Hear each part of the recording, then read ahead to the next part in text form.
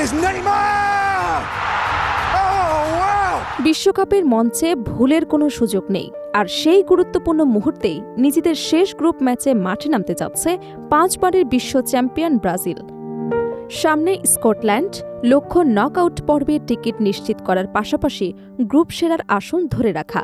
তবে ম্যাচের আগে দলে এসেছে একটি আমূল পরিবর্তন।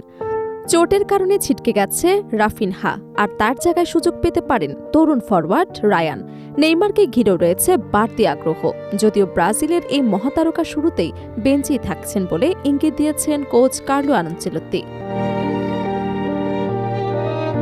গ্রুপ পর্বের শেষ ম্যাচে স্কটল্যান্ডের মুখোমুখি হবে ব্রাজিল। যুক্তরাষ্ট্রের মায়ামির হার্ড রক স্টেডিয়ামে বাংলাদেশ সময় বৃহস্পতিবার ভোর 4টায় শুরু হবে ম্যাচটি।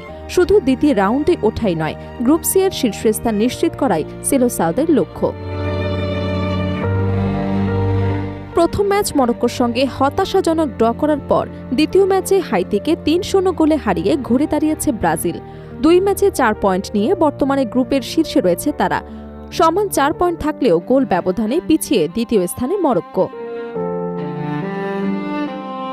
গ্রুপ সি থেকে এখনও কোনো দলই আনুষ্ঠানিকভাবে দ্বিতীয় রাউন্ড নিশ্চিত করতে পারেনি। ব্রাজিল, মরক্কো এবং স্কটল্যান্ড 3 দলই এখনও নকআউট পর্বের দৌড়ে রয়েছে। ফলে শেষ ম্যাচগুলো নির্ধারণ করবে কারা জায়গা করে নেবে পরবর্তী পর্বে। ব্রাজিলের জন্য সমীকরণ তুলনামূলক সহজ। স্কটল্যান্ডের বিপক্ষে অন্তত ড্র করলেই শেষ 32-এ জায়গা নিশ্চিত হবে আনচেলত্তির দলের। তবে গ্রুপ সেরা হওয়ার বিষয়টি নির্ভর করবে একই সময়ে অনুষ্ঠিত মরক্কো হাইতি ম্যাচের ফলাফলের ওপর। পয়েন্ট সমান হলে হেড টু হেড, গোল ব্যবধান এবং গোল সংখ্যা বিবেচনায় আনা হবে। এই গুরুত্বপূর্ণ ম্যাচের আগে দলে একটি পরিবর্তন আনতে বাধ্য হয়েছেন ব্রাজিল কোচ। উরুর পেশিতে চোট পাওয়ায় খেলতে পারবে না রাফিনহা।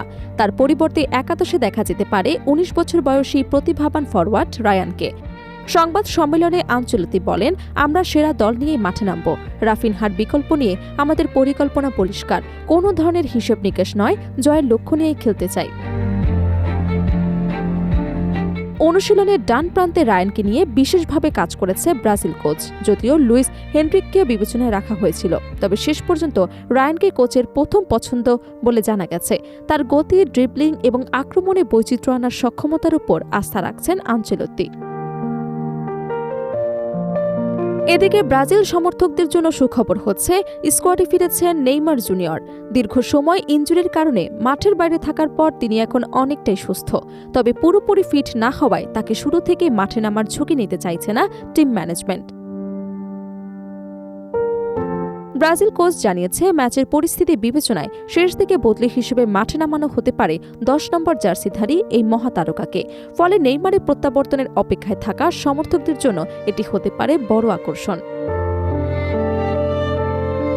পরিসংখ্যানও ব্রাজিলের পক্ষেই কথা বলছে। ইতিহাসে 2 দল এখন পর্যন্ত 10 বার মুখোমুখি হয়েছে। এর মধ্যে 8 ম্যাচে জয় পেয়েছে ব্রাজিল, বাকি 2টি ম্যাচ ড্র হয়েছে। স্কটল্যান্ড এখনও ব্রাজিলকে হারানোর স্বাদ পায়নি। বিশ্বকাপের মঞ্চেও আধিপত্য ব্রাজিলেরই। 4 বারের সাক্ষাতে 3 বার জয় পেয়েছে সেলেসাওরা, একটি ম্যাচ ড্র হয়েছে।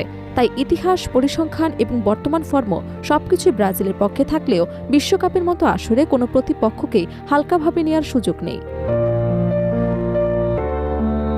এখন দেখার বিষয়, রাফিনহার অনুপস্থিতিতে তরুণ রায়ান কতটা দায়িত্ব নিতে পারেন এবং বেঞ্চে থাকা নেইমার শেষ পর্যন্ত মাঠে নেমে ব্রাজিল সমর্থকদের নতুন কোনো আনন্দের উপলক্ষ এনে দিতে পারেন কিনা।